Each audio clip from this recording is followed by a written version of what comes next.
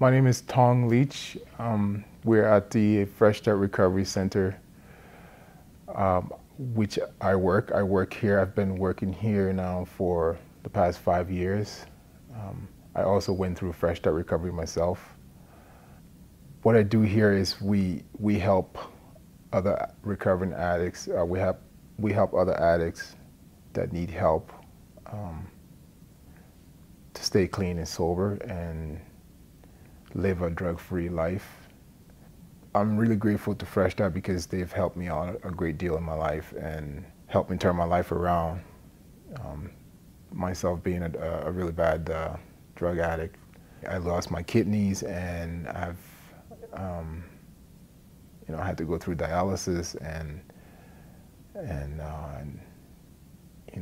2013 I got blessed with a transplant, because I turned my life around. I was able to improve my life, and because of that, that's why I got my transplant, and I think it was all because of the support of Fresh Start, which I'm very grateful to them today. I was born and raised in Liberia.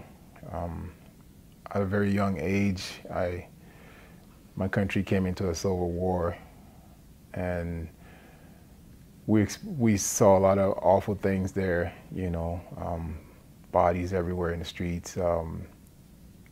People were dying everywhere, and my family had to leave the country, or we probably would have ended up dying ourselves.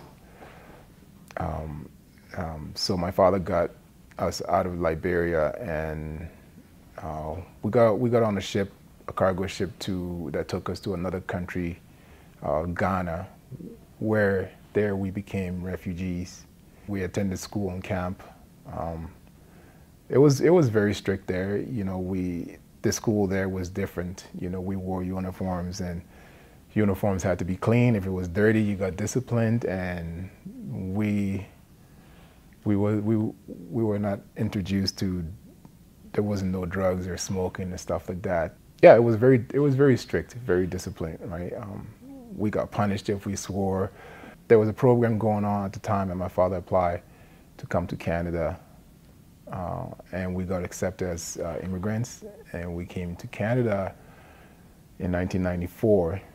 When I came to Canada and attended high school and saw that kids weren't wearing uniforms and kid was swearing in school as well, that was a big thing, and seeing kids smoking cigarettes and stuff like that was a big deal, was a big difference for me, and I was almost in shock because I was, wow, look, they're smoking, type thing, and because we never did that where I came from, right, and so my addiction started there.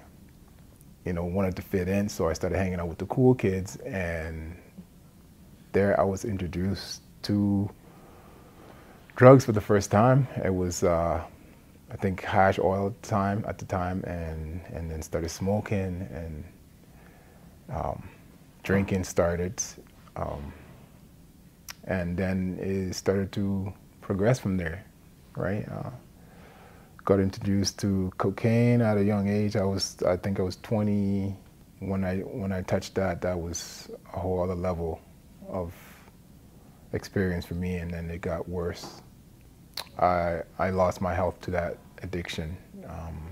I was diagnosed with kidney failure, and I lost my kidneys in 2004. Even with that, my addiction became even more stronger, and to the point where I was missing my treatment and stuff like that, my dialysis treatment, and I had to do something. So it was either change your life or die, and that's when I looked to recovery.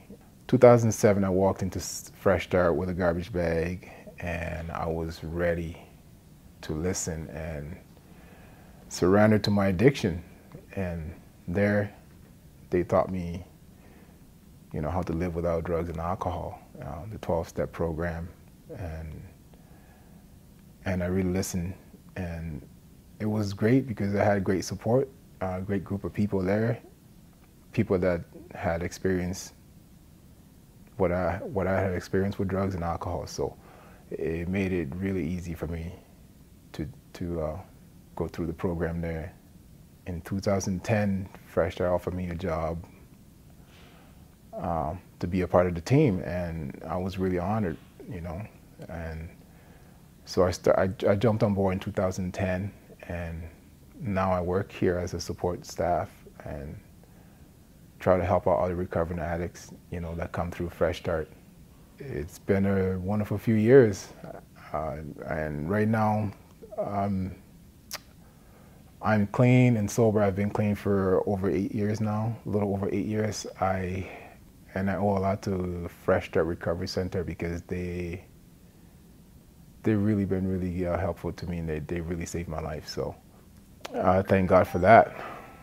You know, my message to young people out there that are struggling is, you know, to not give up trying to find help.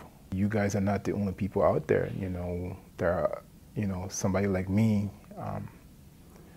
If I can do it, anybody can do it, I think. You know, the Calgary Herald Christmas Fund was phenomenal during a time for us when we were expanding. We built the new facility, and so we had to balance capital priorities with the operational priorities. I know beyond a shadow of a doubt, our staff knows, our board knows, that the Calgary Herald Christmas Fund absolutely has saved lives, has reunited families, and has built a better community. Without that fund, I can't say we would be where we are today, and we will always be grateful to the Herald Christmas Fund and all its supporters. Thank you so much.